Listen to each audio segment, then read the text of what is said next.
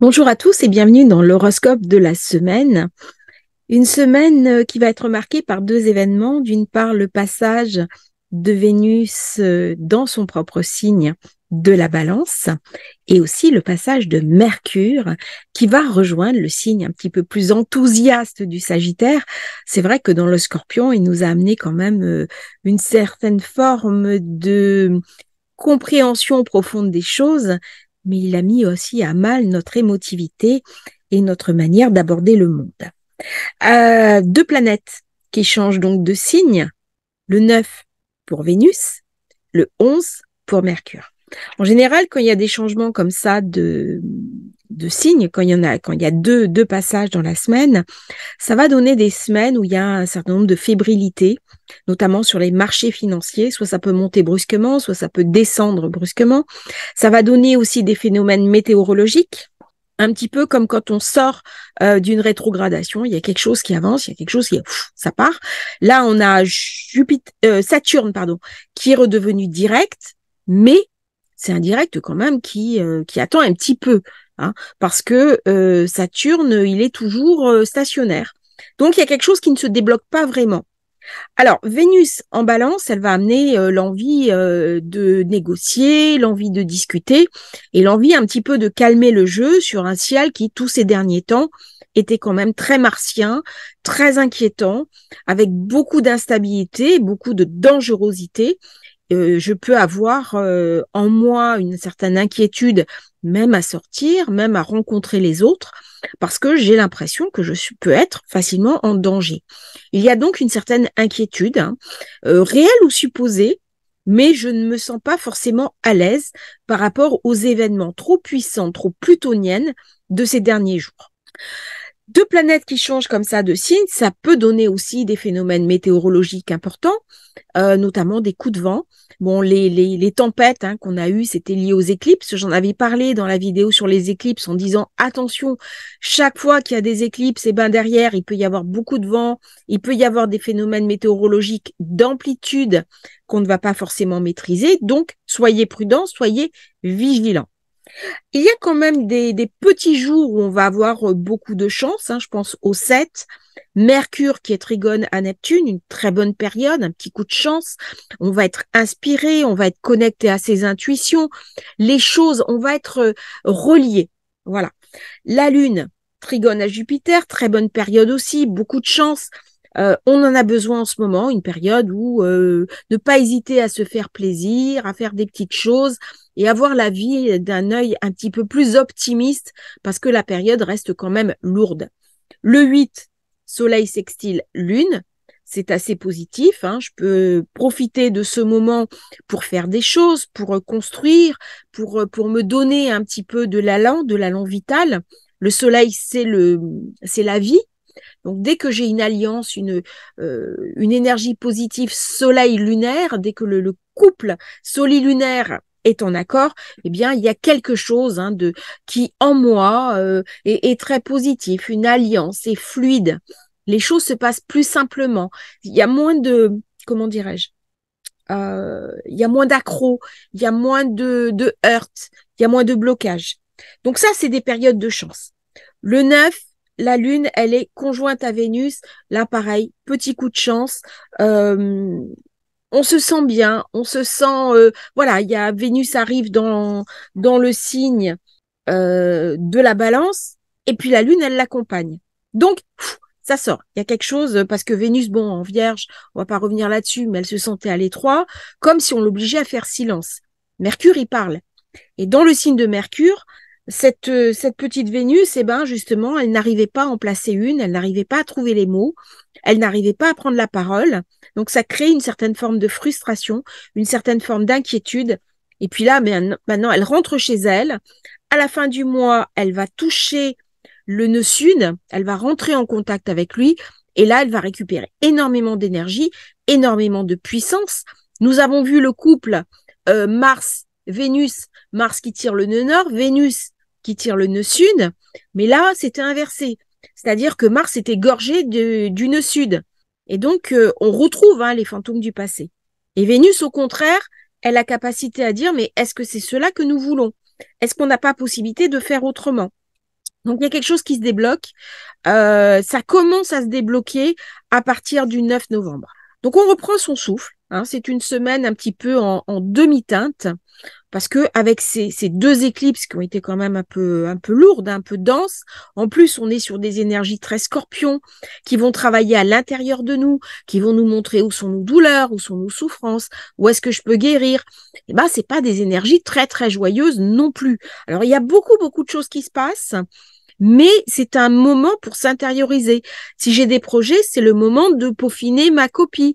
C'est le moment de réfléchir aussi au transgénérationnel, à faire des régressions vie antérieure, de nettoyer des choses qui ont été bloquées depuis très, très longtemps. Alors, le lundi, la Lune se retrouve en Lion, c'est les énergies du week-end, rien de très marquant pour ce lundi. C'est des énergies assez positives hein, par le Soleil. Néanmoins, on est toujours dans une opposition Soleil-Jupiter, comme s'il y avait deux blocs qui s'affrontaient, deux antagonismes profonds qui de toute façon n'arrivent pas à se réconcilier. Donc il y a deux camps qui se regardent en chien de faïence, deux camps qui sont dos à dos, et des forces en présence qui de toute façon n'arrivent pas à communiquer et qui n'arriveront pas à communiquer jusqu'à ce que Mercure rejoigne le Sagittaire. C'est le signe de Jupiter, c'est le signe de la loi, c'est le signe de la légalité, c'est aussi le signe des organisations internationales. Comment elles vont pouvoir faire entendre leur voix, comment elles vont pouvoir être écoutées, comment des choses vont pouvoir se libérer dans cette période qui reste quand même tendue. Alors forcément, si la période est tendue, ma vie n'est pas toujours facile. Et ça, c'est un peu synchronicité. C'est-à-dire que je ressens à l'intérieur de moi, eh bien, les difficultés du monde, la complexité du monde qui m'entoure. Et quelque part, il y a de la frustration, il y a de l'inquiétude.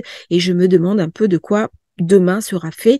Et je m'inquiète aussi d'une manière générale parce qu'il y a beaucoup d'émotivité de par cet amas en scorpion qui est en signe d'eau. Et donc, qui vient nourrir un petit peu mes angoisses. Alors lundi, c'est la journée idéale pour venir un petit peu travailler notre profondeur, travailler ce que nous avons à l'intérieur de nous et nettoyer des mémoires très, très anciennes parce que ça vient me raconter aussi des choses qui sont là depuis très longtemps et c'est le moment de venir les nettoyer. Alors, le 7, j'ai Mercure trigone à Neptune, la Lune trigone à Jupiter et la Lune qui va rentrer dans le signe studieux de la Vierge. On va être orienté plutôt vers le travail, vers des débuts de projet. C'est pas le moment pour lancer des projets, mais c'est le moment pour penser, mettre en forme, préparer. Par contre, on est face à un petit peu Saturne. Alors Neptune avec Mercure, ça me donne une capacité à me connecter à ce qui est subtil, à ce qui est spirituel, avoir de l'inspiration, de la créativité, avoir au-delà des mots. C'est-à-dire, c'est comme si je recevais de l'information en direct. Je peux être inspirée, inspirer les autres. Je peux écrire, chanter, donner une conférence, parler. Et ce mardi 7, la lune en Vierge, elle est pratique et elle sera en harmonie avec Jupiter. Donc ça va donner un contexte émotionnel général très positif dans un temps qui est quand même un petit peu lourd. Alors, dans ce temps, j'ai toujours Saturne qui est en degré restrictif, hein, qui est à 0 degré du Poisson. Euh, et c'est ce que j'ai dit. Saturne, normalement, il est orienté vers les affaires, vers les projets, vers le professionnel, hein, le professionnel qui est construit. Ben là, il est un peu en attente. Hein. C'est pas le meilleur moment pour démarrer quelque chose. Alors j'ai Vénus, par contre, Vénus qui est assez favorable, hein, elle est créatrice, elle est relationnelle et elle va être en harmonie avec Pluton. Donc Pluton va donner une intensité, on va pouvoir ressentir des connexions plus profondes, plus émotionnelles, plus intimes. C'est un moment quand même assez agréable hein, pour être créatif. D'autant que on a vu Mercure, hein, inspirant, idéaliste, et il permet de se connecter. Alors, J'ai quand même un certain optimisme puisque la Lune va rentrer en cohérence avec Jupiter. Jupiter qui est l'éducation, les publications, l'apprentissage, les voyages. Et si j'ai envie un petit peu de parler, hein, de parler de mon travail, de parler avec mes collègues de travail, bah c'est le bon moment en fait. Si on a eu des petites tensions avec ses collègues de travail, c'est la journée à peu près mardi pour remettre les choses en place, peut-être pour créer des petits projets, des petits partenariats. Surtout que la Lune sera à un moment donné en harmonie avec Uranus. Uranus qui réagit l'innovation, la technologie, le public aussi. Donc c'est le moment idéal pour s'intéresser aux nouvelles idées. Peut-être se mettre un petit peu à l'intelligence artificielle, à la technologie, pour sortir de sa zone de confort et puis pour tenter sa chance. Après tout, pourquoi ne pas utiliser les nouvelles techniques pour nous faire aider dans notre travail? Et puis après, la Lune, eh bien, elle va se déplacer, elle va être opposée à Neptune. Alors là, elle va donner un petit peu de l'illusion, elle va donner un petit peu du manque de pragmatisme, et puis un risque de se tromper. C'est-à-dire, est-ce que je suis pas en train de m'illusionner? C'est vrai que la Lune opposée à Neptune donne toujours une sorte de brouillard mental, de brouillard cognitif.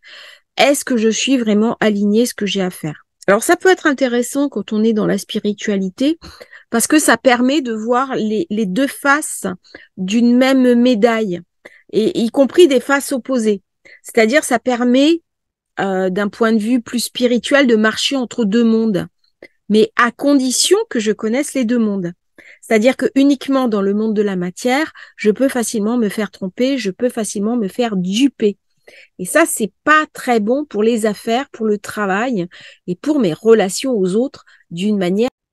Là, durant cette période, Neptune amène de la brume, hein. Il peut y avoir des malentendus, une certaine confusion. On peut dire une chose et puis les personnes en entendent une autre.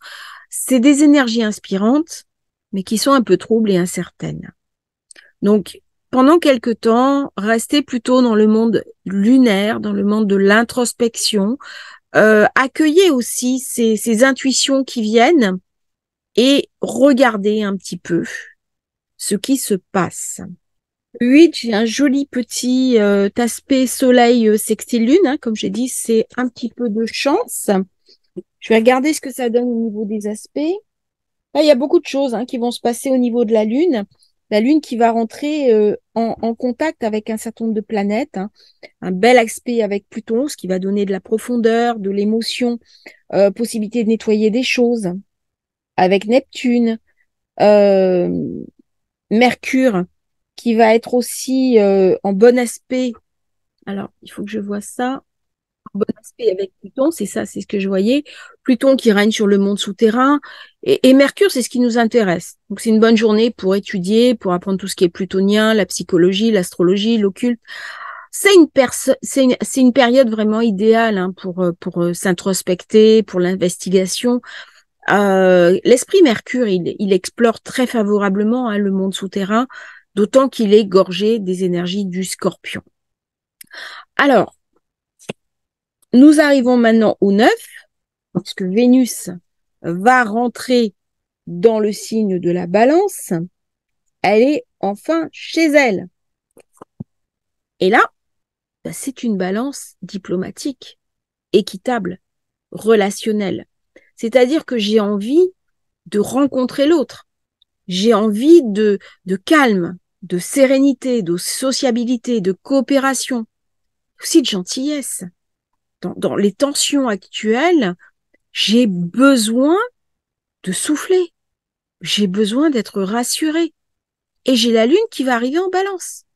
La Lune qui va m'amener de la perspicacité, comment dirais-je, des choses très favorables.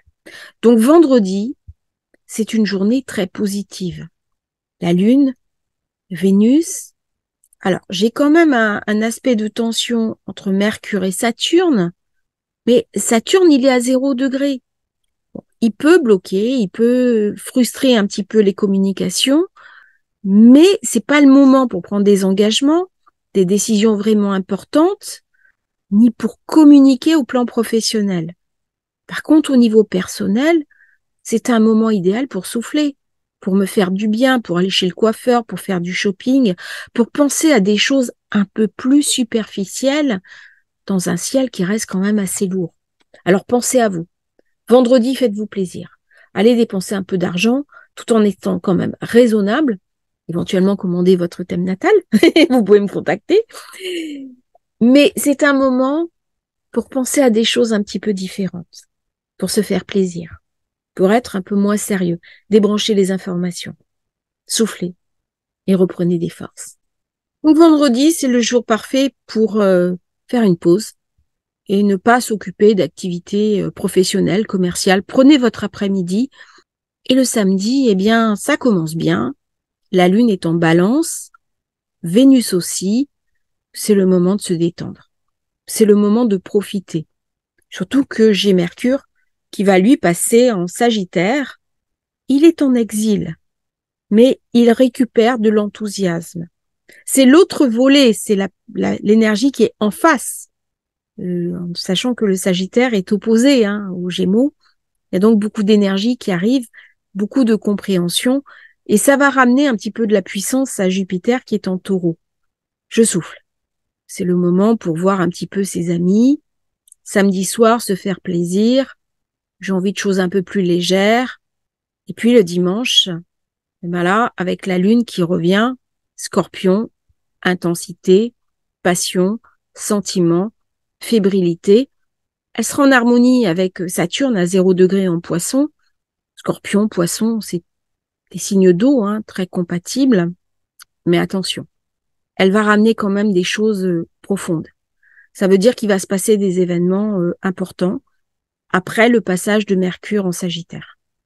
Parce que là, elle ramène de l'émotivité, elle ramène une forme de fébrilité et de l'anxiété. Donc, il y a fort à parier qu'au moment du passage de Mercure dans le Sagittaire et cette lune en Scorpion, il y ait des événements qui se soient précipités. Tout n'est pas parfait. J'ai le 10, Mercure qui est carré à Saturne. Pas beaucoup de choses au niveau des événements, le 10 et le 11. Par contre, le 9, la lune fait beaucoup d'aspects. Ça veut dire qu'il y a un certain nombre d'événements qui vont se déclencher au tout début du week-end, voire le samedi. Et une fois que le Scorpion arrive, que la lune est à 0 degré du Scorpion, elle va rentrer par contre en affinité avec Saturne, deux signes d'eau très compatibles. Donc elle va reprendre le dessus sur ses émotions et sur son anxiété. Elle va arriver à digérer ce qui se sera passé. Mars s'oppose à Uranus. Ça peut créer de l'indécision, des tensions soudaines, beaucoup de fébrilité. On va avoir aussi un vide de course, lune qui entre en Scorpion. Ça va donner une fenêtre où là, il y a des choses pas très positives qui vont se passer pour dimanche. J'ai pas envie de trop assombrir comment dirais-je, le tableau, mais c'est un moment où, alors c'est plus au niveau mondial et au niveau général qu'au niveau individuel. Mais Mars-Uranus, ça amène toujours quelque chose, des événements brusques, soudains, explosion, brûlure, quelque chose de trop téméraire, d'anxieux. Et on vous invite à ralentir, garder le contrôle. Il peut y avoir un événement planétaire qui déclenche quelque chose d'un peu plus sombre, un peu plus du domaine du Scorpion. Donc, on vous invite à être plus introverti, plus réservé, plus privé, rester plutôt dans un monde, comment dirais-je, un peu protégé, aller en forêt, aller vous promener, aller vivre dans quelque chose un peu protégé, faire une bulle. Évitez aussi les endroits où il y aura trop de monde. Il se peut qu'il y ait des événements le week-end prochain qui créent de l'anxiété, de la fébrilité et aussi une certaine forme d'instabilité, voire de dangerosité au niveau collectif. Donc cette lune en Scorpion qui arrive là pour le week-end prochain, c'est le moment aussi pour faire une forme de bilan d'âme juste avant la nouvelle lune qui va faire remonter les énergies. On est après les éclipses, on n'a pas encore complètement digéré ce qui est arrivé au plan des éclipses, on est toujours coupé en deux. Alors le ciel, il est ce qu'il est actuellement, il est quand même assez assez tendu. Par contre, nous avons de très beaux aspects sur Pluton, ce qui ramène toujours une force, de la puissance et l'envie d'aller gratter au fond, de comprendre ce qui se passe. On vient apurer des choses qui se sont entassées au fil du temps. On vient ranger les placards et jeter ce qui a besoin d'être jeté. Donc les forces en présence, elles vont se remettre d'aplomb. J'ai Neptune aussi qui reçoit de très beaux aspects avec un superbe petit aspect Pluton-Neptune qui vient travailler la compréhension et l'intériorisation. J'ai une opposition Vénus-Neptune qui me permet de marcher entre les mondes, de recevoir de la subtilité, de recevoir des intuitions. Bref, même si le ciel en présence est difficile de par cet amas en Scorpion, ce Mars qui est très belliqueux, très belliciste, et le nœud nord en bélier, donc qui renforce le côté Scorpion, j'ai quand même Vénus qui arrive chez elle, qui va venir travailler le nœud sud. C'est-à-dire, elle va ramener de la raison, elle va ramener de la conciliation, et elle va raconter qu'il est peut-être temps que nous fassions tous un effort pour essayer au moins d'entendre parler d'un petit peu de paix. Donc, des vieilles tensions, des vieilles rancunes, des guerres fratricides vont peut-être commencer à trouver une porte de sortie. L'idée de la paix, c'est d'être capable de parler à mon ennemi, c'est-à-dire celui qui est face à moi. Si c'est mon ennemi, c'est que nos deux opinions sont contraires. Elles sont opposées. Si je veux faire la paix, eh bien, je suis bien obligée de parler à celui qui est face à moi. Sinon, il ne peut pas y avoir de paix. Il y a eu à Malte une réunion pour la paix en Ukraine et tous les pays étaient représentés, enfin beaucoup de pays étaient représentés, sauf la Russie. Eh ben, je peux pas faire la paix si je ne parle pas à celui qui est face à moi. Dans un couple, si on n'est pas d'accord, eh ben, si je n'arrive pas à parler à mon ex-conjoint, par exemple, si je suis dans un divorce, eh ben, à ce moment-là, c'est le juge qui va venir nous faire entendre raison. Mais un divorce à l'amiable, on se sépare et puis on trouve un terrain d'entente. C'est-à-dire, je vais parler à l'autre. Et pour parler à l'autre, il faut aussi que j'accepte de minorer quelque part mes ambitions. Et même si je suis dans le juste, c'est pas ça la question. C'est pas la question de qui a tort, qui a raison. C'est de savoir que si je veux la paix, il faut bien qu'il y ait un compromis. Et parfois même, ce compromis, ça peut être une forme de compromission. C'est ce que Vénus ramène dans la balance. Elle ramène l'équilibre, elle ramène le sens du juste. J'ai fait une vidéo qui est importante sur la balance pour le mois de novembre. Je vous invite à aller la regarder parce que je parle beaucoup de cet équilibre nécessaire de la balance. C'est ça qui va permettre de trouver une forme d'équilibre parce qu'il y a quand même des menaces importantes pour la période. Je vous invite donc à vous intérioriser, à garder de l'espoir, de l'espérance. Il y a des petits jours qui sont vraiment sympas, des passages qui sont vraiment beaux. C'est un moment où si on va avoir besoin de se retrouver avec ses amis, de parler dans son cercle. La maison 6, c'est le quotidien. Vénus quitte cette zone-là pour aller vers la maison 7, qui est la maison de l'autre. Donc ça va amener aussi des envies de rencontre, des envies de partage, des envies de recréer un couple ou de co-créer un couple ou de se retrouver en couple, de parler avec son conjoint ou sa conjointe. On a besoin de se protéger. On a besoin de se sentir en sécurité. Ça fait partie des besoins naturels de l'homme et c'est le moment un petit peu pour l'expérimenter cette semaine. Je vous remercie d'avoir suivi cette vidéo. N'hésitez pas à liker, à vous abonner à la chaîne et si vous avez envie de commander votre thème, eh bien, vous pouvez me contacter. Je vous mettrai le lien dans les commentaires. Merci à vous et belle semaine à tous avec Astrologie Facile.